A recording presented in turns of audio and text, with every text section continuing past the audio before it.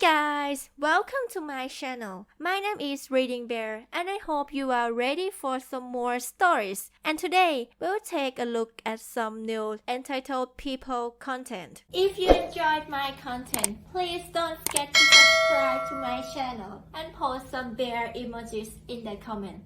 And now, let's dive right into the stories. The first story is titled, "Neighbor built an illegal 15-feet wall to block our terrace view without any permits." I decided during the pandemic to use my extra time to add some beauty to my house. In turn, I ended up creating a wonderful sun terrace where me and my wife could come enjoy the outdoors while still being safe. Most people in the world wouldn't have a problem when it came to us building this. Then again, neighbor wasn't like most people. He was honestly one of the worst kind of people I could ever imagine living next to. Only he was actually worse than a scenario that I could come up with in my head. We had problems with him for years, and over the last couple it seemed to just be getting worse and worse. I guess he could be described as a typical party guy, except for the fact he was in his 40s and way too old to be acting like a teenager. He would throw house parties that would usually go into the early hours of the morning. Then the next day we would find trash on our lawn and have to bug him until he finally would come and clean it up. Another thing was that this guy was a total pothead and he constantly smelled of weed. I'm not sure if I ever had a conversation with this guy where he wasn't at least coming down off of a high. I don't know what he did for a living to even pay for his house, because he just seemed to party and smoke. So, as you could guess, our yard wasn't the nicest place for us to try and relax. Hence one of the reasons that I made a sun terrace to begin with. The downside of it overlooking his garden was just the luck of where the build made sense to go. Clearly, he didn't like that we made this terrace and wanted to start problems about it. "Neighbor, what the hell is that thing?" He pointed to the new sun terrace, and I could already tell he was high as a kite. Me. "That's the new sun terrace I built. So, me and the wife can be out in the nice sun while still being on our property." "Neighbor, you didn't think to ask me first? That thing is totally going to ruin how my house looks. Everyone who visits me will be able to look over and see you two sitting out there like you're spies or something." Me. "We face the other way, besides we won't really be out there at night." Neighbor. "Plus, it's going to overlook my garden and take away all the sun from my plants." His garden wasn't anything special and mostly was made up of flowers that he forgot to take care of and were mostly dead. Like usual, most of what this guy said didn't make much sense. I found it easiest to try and ignore him and made up an excuse that I had to leave. I just assured him there would be plenty of sun for his plants and went on my way. Clearly, he didn't like that we didn't have his permission or blessing to build the thing, so he wanted to try and get his revenge. His revenge ended up being a 15-feet high garden wall that completely blocked any sun from getting to us. When I say this thing was built close, I mean I could probably touch it from where I was. There was no way a fence this height was legal, and it was gaining the notice of everyone around us. People walking their dogs would stop and try to get a better look at the fence that was over twice the height of what a normal fence should have been. Even people driving by would end up turning around and coming back to get another look at the monstrosity. To call it an eyesore would have been an understatement, because not only was it high, but it was extremely badly done. It was clear that he did it himself, and it looked less like a fence and more like a giant wooden wall. The other neighbors that surrounded him also wanted the wall taken down because of how much of an eyesore it was and made the whole block look ugly. He apparently got away with building it because he lied about how tall he was making the fence when he got it approved. Nobody came to check on it, and it was done so quickly there wasn't time for an inspector to check halfway through the process. Still, someone needed to know that what he got approved for did not happen, and instead this thing was built. My wife was also devastated because after 8 weeks of building we got only a few days of feeling normal again before that too was taken away from us. We went to the city, and they promised they would have somebody come down and look at it. It usually takes a while, but the sheer number of complaints had someone coming out after only a week and seeing the complete disaster that this guy built. They of course told him that it was well out of code and had to be taken down. He argued that he had a right to a fence, and after a few days of fighting they settled on telling him that he could send a new proposition to build a fence that was an appropriate height. You could tell that he wasn't happy and wanted to fight to keep this thing just to spite me and my wife. During this time his party guests were still somehow getting trash onto our side of the property, even more so than usual. I think he was having them do it on purpose once the city told him to lower the fence length. As I write this, he still hasn't removed the fence and only has a few more days to either lower it or remove it completely before stronger action is taken. The last I heard, though, he was still fighting with the city council and wanting to take it to the courts to keep his overgrown fence. He wants to cite my legally approved sun terrace as the reason, stating that we are invading his privacy. Even more proof that he only wanted to fence to try and make us get rid of our sun terrace.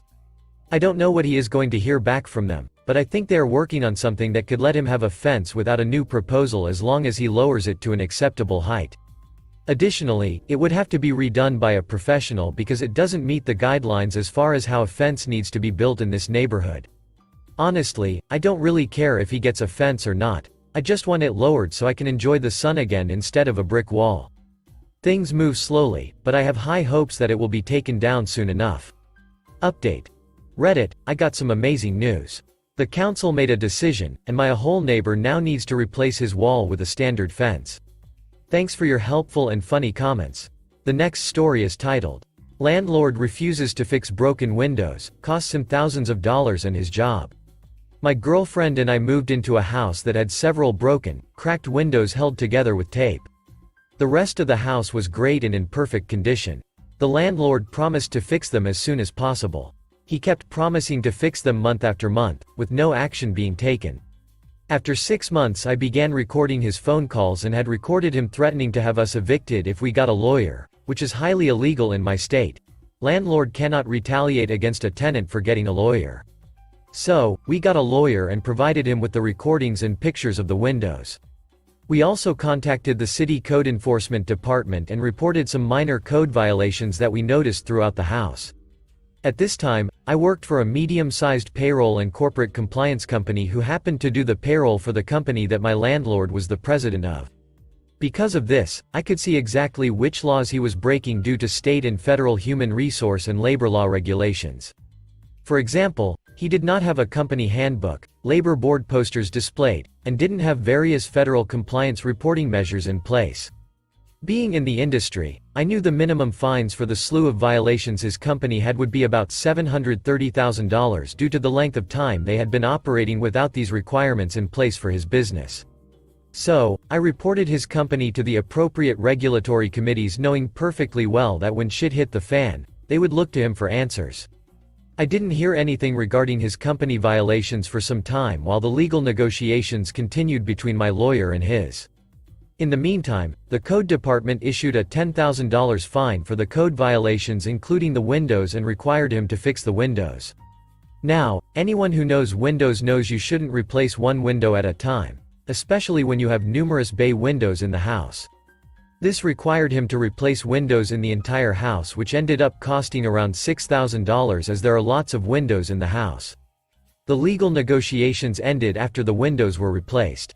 In my state, due to a clause listed in the lease, I was able to bill the landlord for my legal fees to fight him on this issue. Add $5,000. We are now at $21,000 in costs incurred by the landlord for these windows. A couple months go by, and I notice he's no longer on the company payroll. Again, I worked for the company that did his payroll and compliance for his company. When I called his company to verify, we shouldn't be paying him, I was informed there were organizational changes due to fines brought against the company for a number of violations.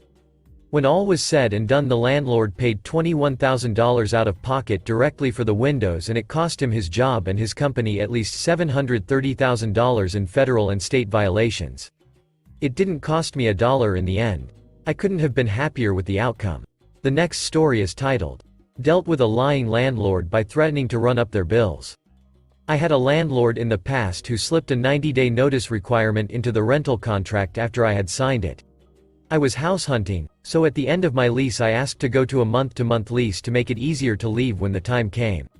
Landlord and I agreed on a higher monthly price to compensate them for the lack of security, and I signed the contract at the office of a business they also owned downstairs. Landlord wasn't actually present, but one of their employees handled it.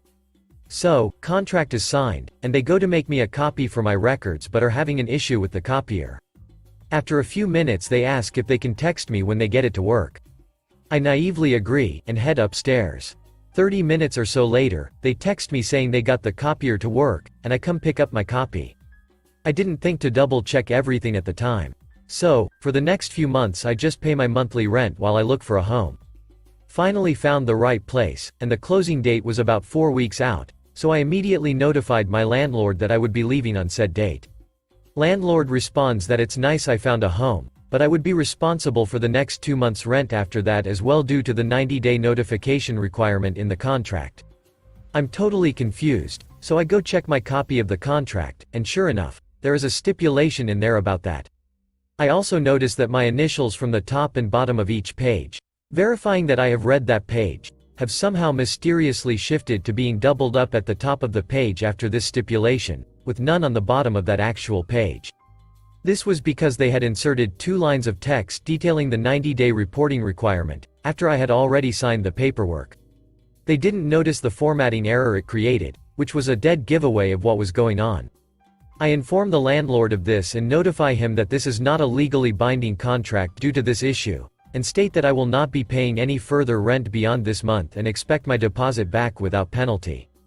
Unfortunately, he persists with stating that this is a legally binding contract, and he will pursue it in court in addition to withholding my deposit if I fail to pay, blah blah blah.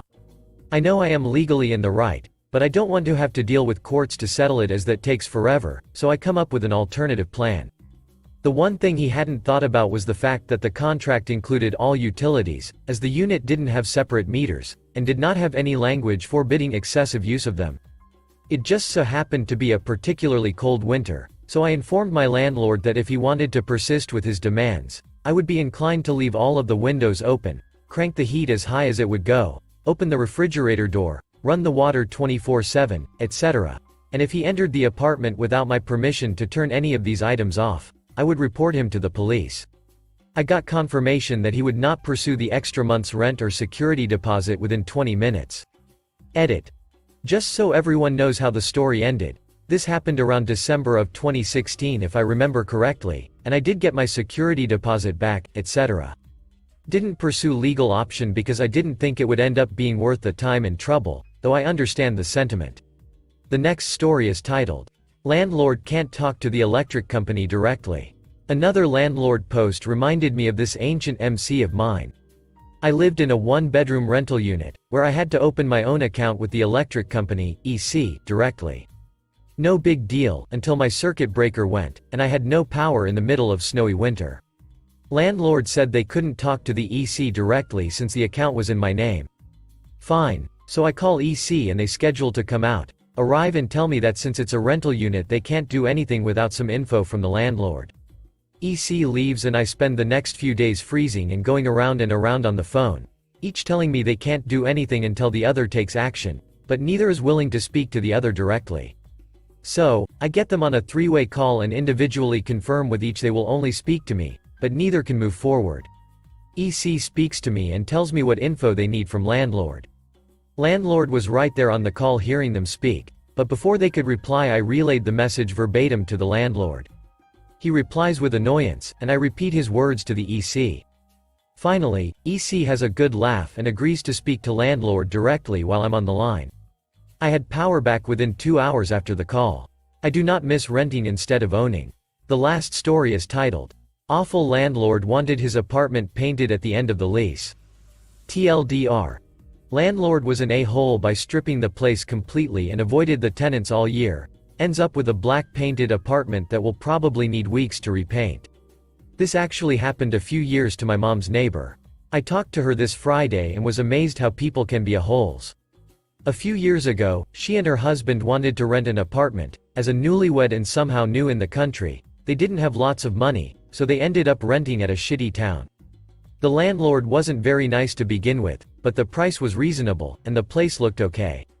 After negotiating about the price and terms they signed a contract with him. They're good independent people so they thought they wouldn't need to be in contact with him. Time has come to move in, they tried to meet him, so he'll give them the keys, but he avoided them for a few days, until one day he told them that the keys are in the mailbox. They got in and they were in shock. The a-hole left them with an empty apartment. And by empty, I mean no lights, lamps, he took out the air conditioners, he even took out the power outlets and switches. left on tap in the kitchen. They spent huge sums of money just to be able to live there. Of course, he could hardly be reached. If there was something wrong with the place infrastructure, he didn't repair it or stalling them for long periods of time, so they will give up and pay for the repairs themselves. Nearing the end of the lease, the couple decided to give the man a taste of his own medicine. They met him so he can examine the place before legally releasing them from the contract and give them back their collaterals. Everything was okay, the place was painted, and they took everything that they installed, it was fine by him. They told him that the contract is to be voided tomorrow. They will spend the night at the apartment and leave the keys in the mailbox. He said okay and left. They spent whole night repainting his apartment. But this time in black, they literally painted every inch of the place black. By the time they finished, the place looked like a bat cave. The contract said that the apartment should be given back painted. But it didn't say what color it should be. Of course, he called the next day, and of course they didn't answer. Thanks for listening.